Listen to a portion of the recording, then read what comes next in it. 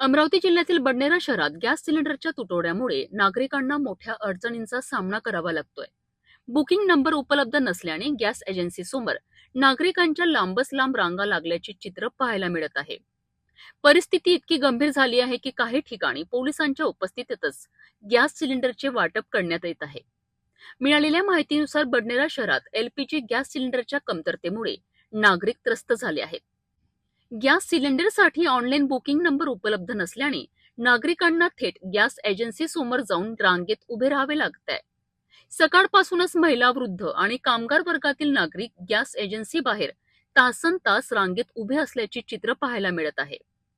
परिस्थिती नियंत्रणात ठेवण्याकरिता काही ठिकाणी पोलीस बंदोबस्त लावण्यात आला असून पोलिसांच्या उपस्थितीतच गॅस सिलेंडरचे वितरण केले जात आहे।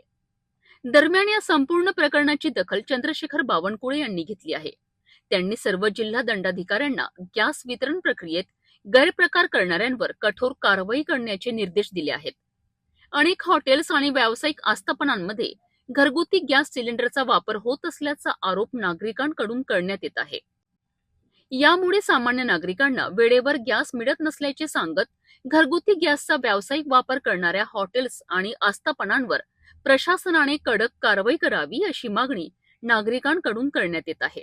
सर्व जिल्हाधिकारी ऍक्शन मोडमध्ये आहे। कुणी साठेबाजी करू नये।